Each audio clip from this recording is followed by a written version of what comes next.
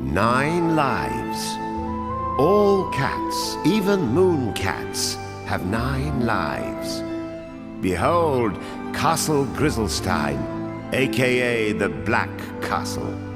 Doesn't sound very welcoming, does it? Not that this cat minded.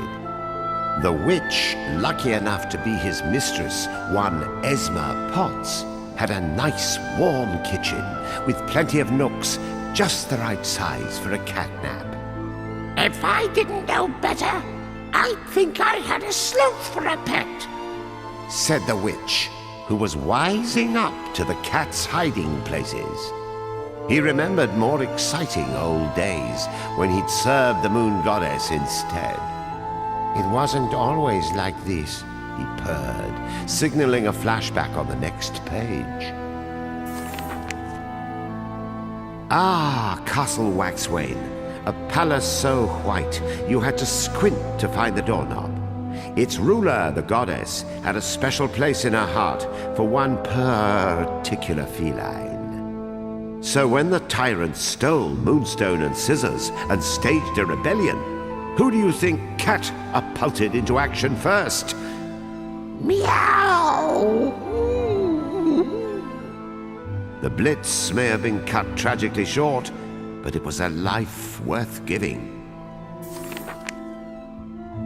Even after the whole moon realm had fallen, the cat rallied the goddess's most faithful subjects, determined to kitty-corner the tyrant right in his throne room. "Follow me, you dogs," he shouted to the 4 champions, and all of them, even the young knight who was allergic, did just that. The plan might have gone without a hitch had the knight not been such a hopeless chicken. Well, you can run over a cat twice, but you can never roadkill his spirit. The 4 champions had been slain, their powers scattered, but our dear feline never gave up on the goddess.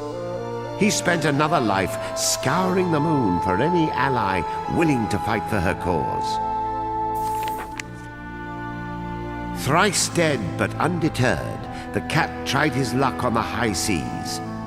No danger was too distressous, no horror too heroific. Into the jaws of peril he leapt, and found it quite difficult to get back out. Would none take his side in this cold, cruel world? No, he had but 2 allies now, his feline pride and the love for the goddess in his heart. "I'll tackle that monster all by myself," he meowsed, "no matter how many lives it takes."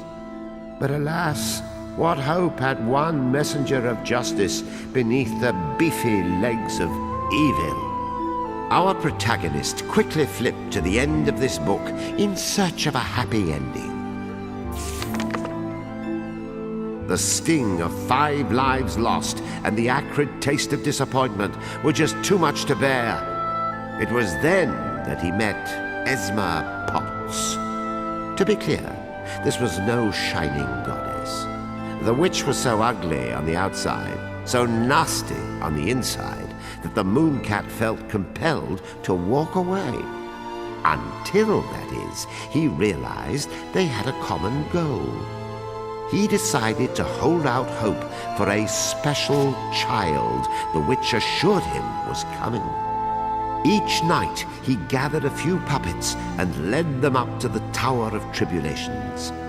But these were mere children, dreaming children. The brave ones died and turned to grubs, while the cowards who ran were enslaved in the kitchen. It was no use. After 7 messy deaths, our plucky feline had fought himself out. Yes, the goddess was beautiful. Yes, life was better once. But getting all worked up over the paradise he'd lost was blinding him to the joys of mediocrity. "Eat up, you mangy sluggard, so you can get some work done for a change." Today's joy was snot-colored soup and a lecture, but at least he wouldn't starve. Home is where you hang your hat. He had 2 lives left, and this mooncat planned to sleep through them to their fullest.